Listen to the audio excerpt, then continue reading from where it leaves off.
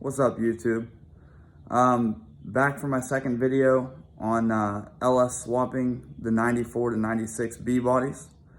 Trent Davis asked in the comment section what we do about how we get our everything on the dash to work, all of our gauges to work correctly, and just some tips on, doing the wiring. This is going to be a little bit difficult to explain because I don't know specifically which generation of LS you're going to go with in your swap.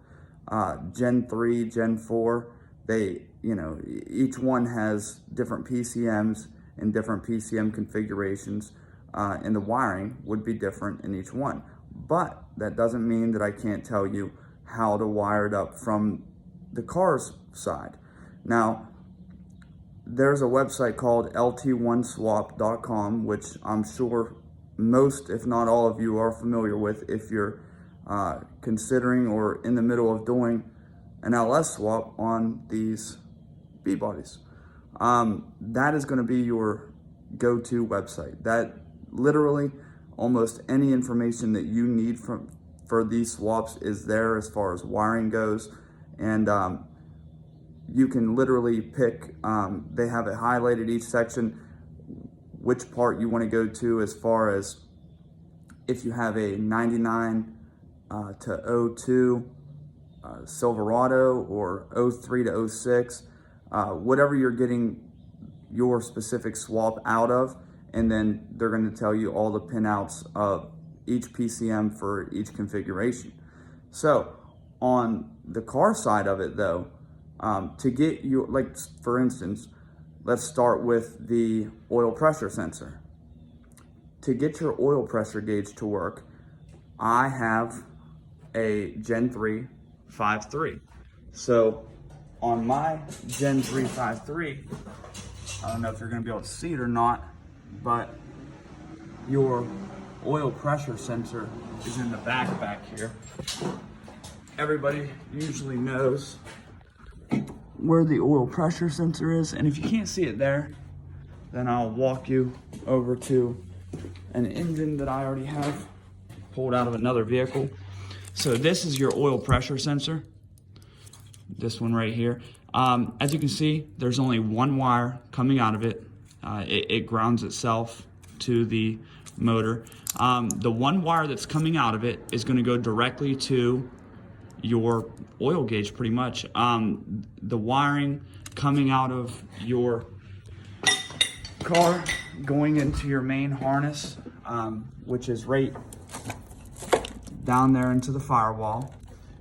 It will tell you all the pinouts on lt1swap.com and tells you which one is for the oil gauge. You're going to run the wire from that oil pressure sensor to your oil gauge directly. It's not going to go through the PCM. It's going to go straight to that. So then when you start it up, it's going to, it's going to give you a readout and go straight to the oil gauge. That's it. If you have a different oil pressure sensor, some of them on the newer ones are shorter. It's all the same thing. They all read the same way. It's going to go into the car, go straight to the gauge and tell you what your oil pressure is. The second one, and this is going to be more complicated just because you have to do a couple more customizations, is the temperature sensor. If you want your temperature gauge to work on these 5.3s and all the other LSs, you'll notice your pressure or your temperature gauge is on the side of your head over here, and it's going to look like this. It has two pins in it, and they go to the PCM. Now, you can't use those for your temperature gauge. What you're going to want to do is get a new sensor. You'll go to pretty much any parts store. I used Napa just because they had one in stock. And what it is the new one, instead of having two wires, it'll come with three. And you can see on the end of this connector, and it'll go into that sensor. I have kept the boxes, so I still have the part numbers here for you if you would like to get them through Napa or just cross-reference them and get them through Advanced or AutoZone or even on the internet.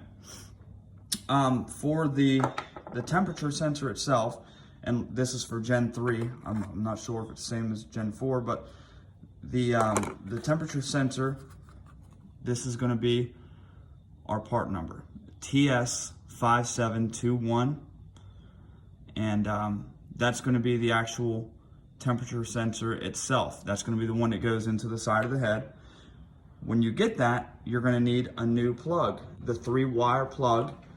The two original wires are going to you're going to cut them and solder them into your original leads that go to the PCM, and then the new top wire is going to go from the temperature sensor itself into the dash of your vehicle through that firewall harness, once again, just like the oil pressure sensor did.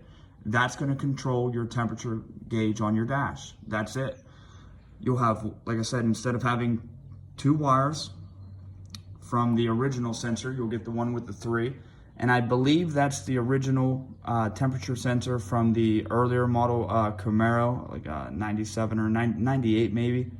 But you're going to use that part number to get the sensor. To get the wiring, the new plug-in itself, the connector, the part number is going to be EC89. I got that one from Napa as well. And you'll just plug it in, like I said, cut the original 2 wires, and the wires are actually the same color. I believe one is blue, black, and then the green one. So the ones going to the PCM were the same color, so you won't get them mixed up. And then the one going into the dash, which I believe is green, don't quote me, I couldn't see it from there. But as far as my memory goes, I believe it was green. Going to the temperature sensor in the dash, you'll run it from there to there. The fuel gauge will still work. That's all factory. It's running itself from the fuel tank up to the dash, so you won't have to worry about that. The only other gauge, besides the battery gauge, of course, that you're going to be worried about is the speedometer. And the speedometer, well, TAC too, don't let me say the only one. The speedometer is going to go, it's another wire, and it's going to go from the firewall through that harness into your PCM, whichever pinout says it's specific for the VSS, which is the vehicle speed sensor. You're going to run that vehicle speed sensor wire, which is just one single wire, into the dash, into the harness that you have that came with the car that goes to your speedometer. And like I said, all those pinouts and all the specific wires are on lt1swap.com. So you can get that. Now the last one would be the tachometer. If your vehicle didn't come with a tachometer, I have a Caprice, it didn't come with it. Mine has the digital dash. But if you have an Impala SS or other vehicle like the Fleetwood, or a couple of them have the tachometer. For instance, my PCM, which was for the 99 to 02 Silverado, mine was a 2001 that I used, didn't have a wire for the tachometer coming out of the PCM, so I had to pin one in, which was weird because I thought it would. But lt1swap.com, you'll put whatever year yours is, and for that specific PCM, it'll tell you if it's the red, the blue, or the green connector, and which number pinout it is. Usually it'll be a white wire on these ones. So you'll have a white wire coming from the firewall, coming out, and you're going to connect that directly to the PCM for whatever pinout is your tachometer. So that will consistently make that work every time you start your vehicle up. Everything else, as far as the wiring goes, it's really simple. It sounds like it's crazy. If you've never done one before, that is. My wiring, it's not perfect, obviously, as you can see that it's a bit scattered. A lot of people have done these wiring harnesses and they make everything hidden, and it's beautiful. Mine's a little out there. I wanted mine to where I could get to it. I wasn't concerned with making my engine look tidy or just make it look like it's a show car. I wanted mine to be where I could get to it. I didn't want to trace underneath the dash or go behind the engine to get to the wires. And I wanted everything accessible. So I used my factory fuse panel and wired in the LS swap wiring harness from the 2001 Silverado directly into that fuse panel. And as a matter of fact, I'm pretty much using everything stock as it came, because these factory fuse panels are pretty much perfect for a swap. The 2 fuses that go to the body, you're not going to touch those. You'll have the 2 cooling fan fuses, which mine, since it was a Caprice, the B4U package, I had a mechanical fan instead of the two electric fans. So I had 1 secondary electric cooling fan on mine and 1 primary mechanical fan. So what I had to do was I went out and bought a old junk, I think it was a 96 Buick Roadmaster, and I took the fans out of there because I wanted something that went to this car, because it came with the shroud and it bolted up perfect. It fits perfect.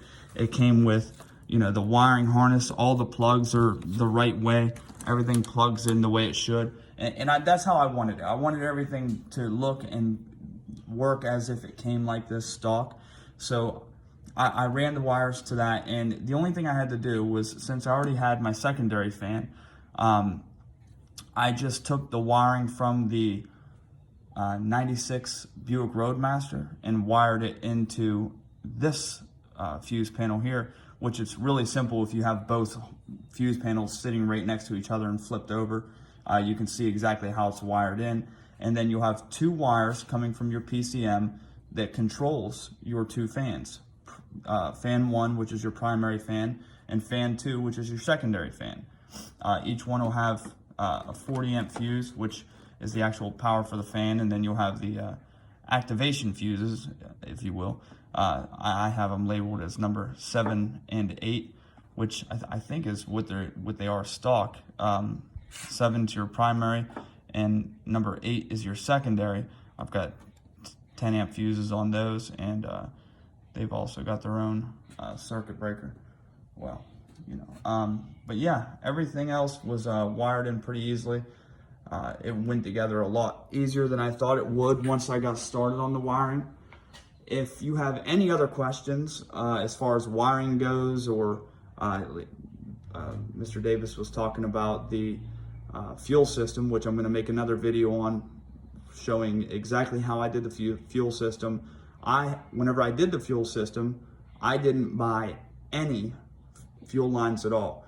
Your fuel lines on this car are perfect for this swap. I mean, a lot of people will tell you, nah, go ahead and get the high pressure hoses and get the butt connectors and use the screw-in fittings. And you can do all that. That's cool. I don't really, like I said, I don't care about just making mine look nice or pretty. I want it to be used. I'm gonna drive this car. I'm literally I did this LS swap just to use this as a runaround car.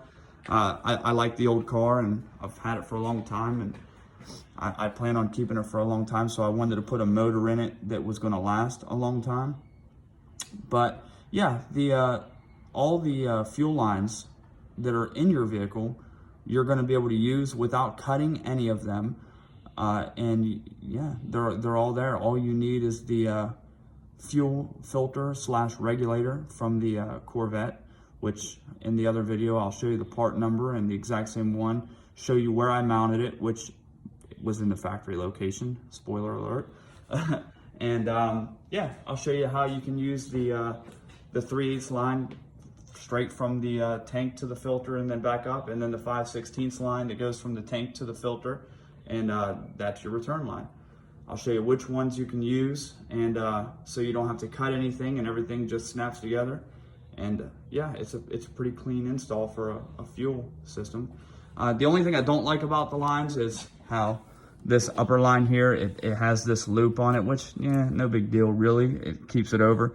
I don't know. Me personally, I would have liked to had one that was straight, just went straight through, but it works, it works. And you can see my coils are still hanging here, but I'm gonna be making a custom bracket to hold those so that I don't have to bend up my fuel rail to get it to fit snug, and so that my fuel line doesn't hit the coil itself. But yeah, any other questions, leave them in the comments section. Don't forget to subscribe and make sure you like the videos. I'd appreciate that. And yeah, any other questions, let me know, guys. Appreciate it.